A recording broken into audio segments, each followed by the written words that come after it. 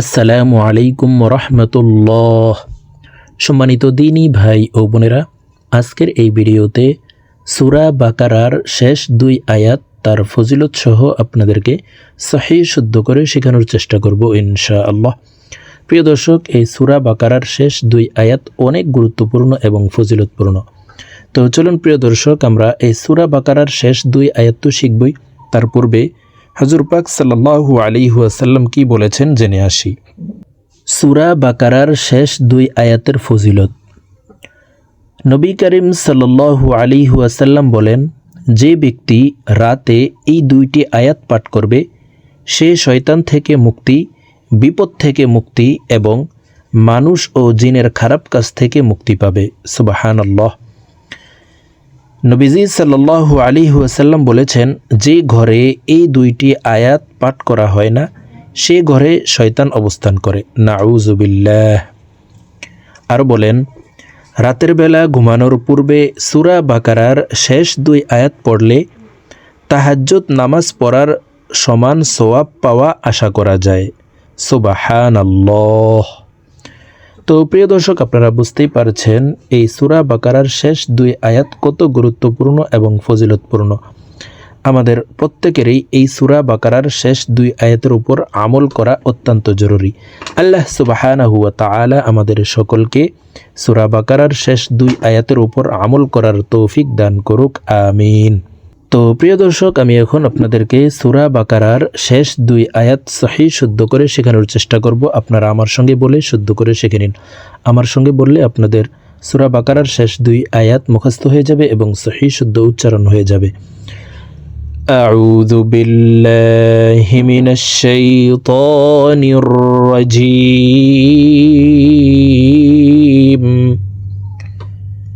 বিসমিল্লাহির রহমানির রহিম।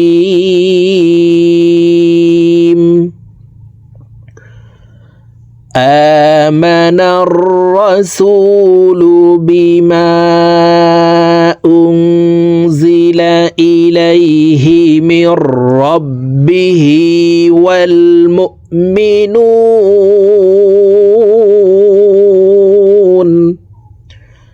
প্রিয় দর্শক, আমি ভেঙে ভেঙে বলে দিচ্ছি, আপনারা আমার সঙ্গে ঠোঁটনারি আমার মতো বলার জন্য চেষ্টা করুন। আমার সঙ্গে বললে আপনাদের মুখস্থ হয়ে যাবে এবং সহিহ শুদ্ধ উচ্চারণ হয়ে যাবে। আমানার রাসূলু বিমা উনজিলা। আমানার রাসূলু বিমা উনজিলা। আমানার রাসূলু বিমা উনজিলা ইলাইহি মির রাব্বিহি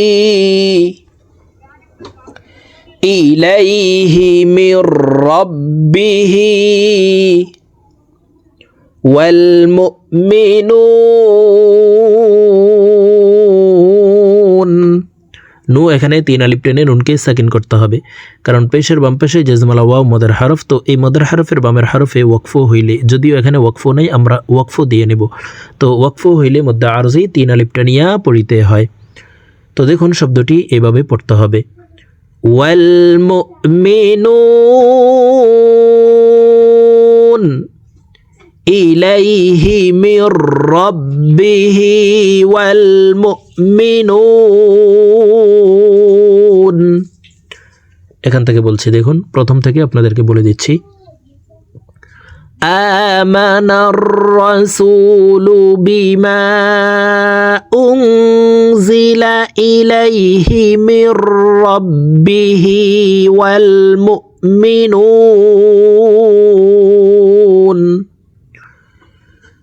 কুল্লুন আমানা বিল্লাহি। কুল্লুন আমানা বিল্লাহি ওয়া মালাইকাতিহি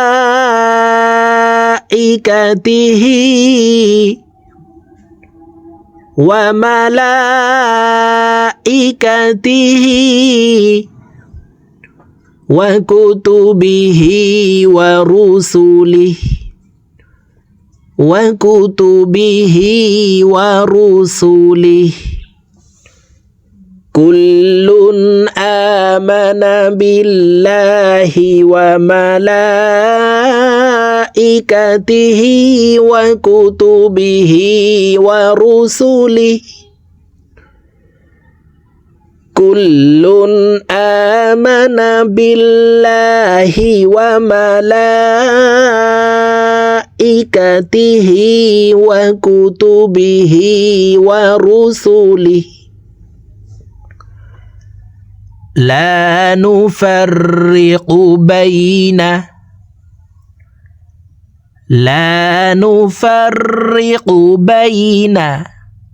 أحد من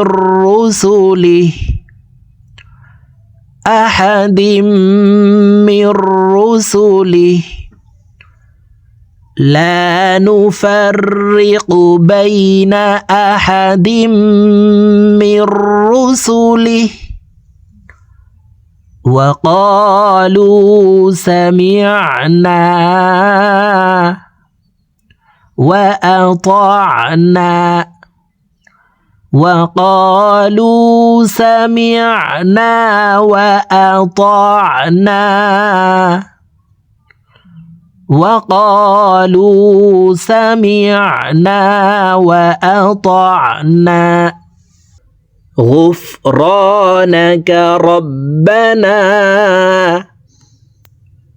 غفرانك ربنا وإليك المصير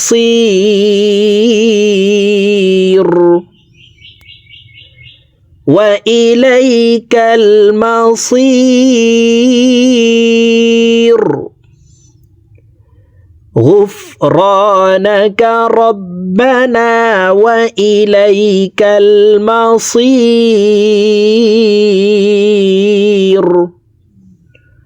غفرانك ربنا وإليك المصير لا يكلف الله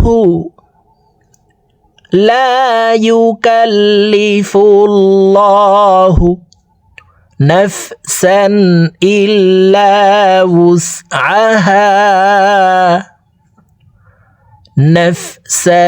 إلا وسعها لا يكلف الله نفسا إلا وسعها لها ما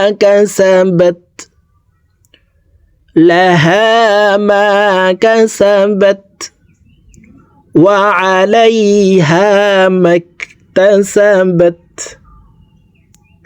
وعليها ما اكتسبت لها ما كسبت وعليها ما اكتسبت ربنا لا تؤاخذنا إن نسينا ربنا لا تؤاخذنا إن نسينا أو أخطأنا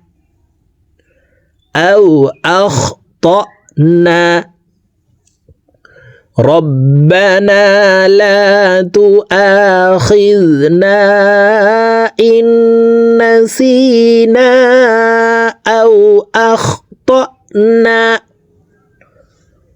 ربنا ولا تحمل علينا إصرا كما حملته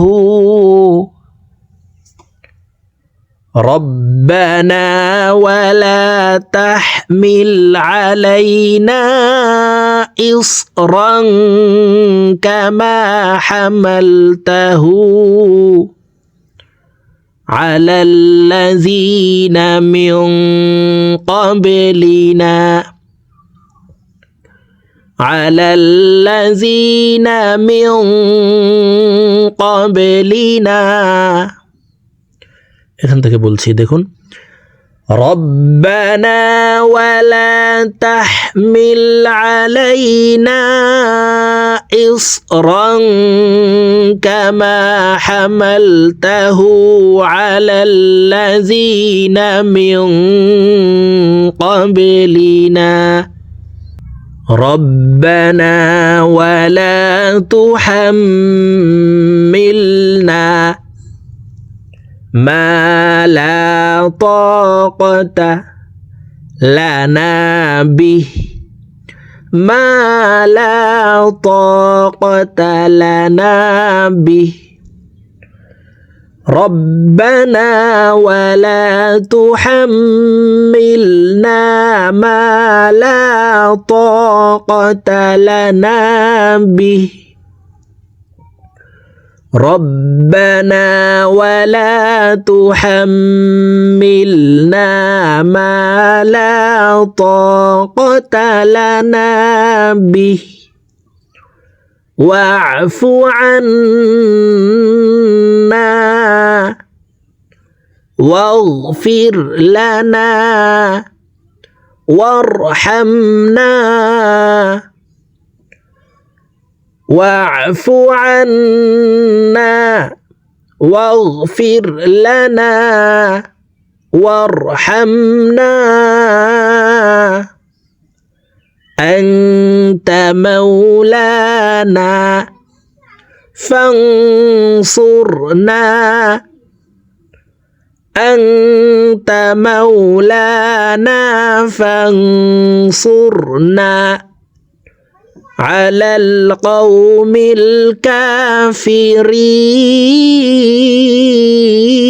الكافرين على القوم الكافرين أنت مولانا فانصرنا على القوم الكافرين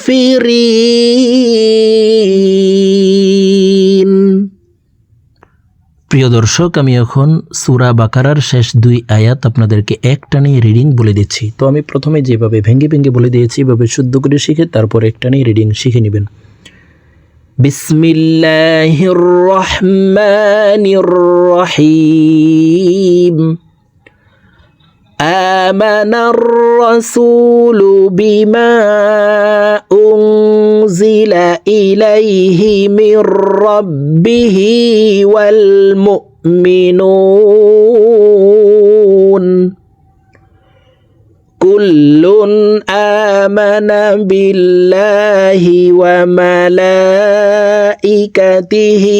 وكتبه ورسله لا نفرق بين أحد من رسله وقالوا سمعنا وأطعنا غفرانك ربنا وإليك المصير لا يكلف الله نفسا إلا وسعها لها ما كسبت وعليها ما اكتسبت ربنا لا تؤاخذنا إن نسينا أو أخطأنا ربنا ولا تحمل علينا إصرا كما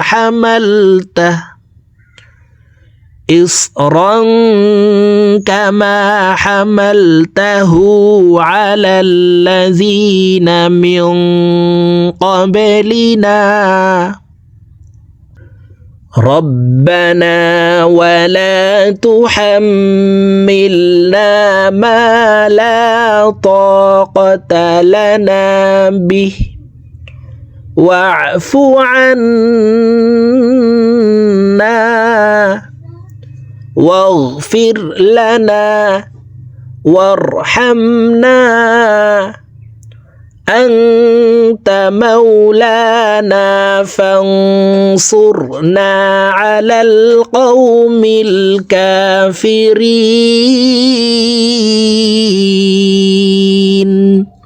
صدق الله العظيم.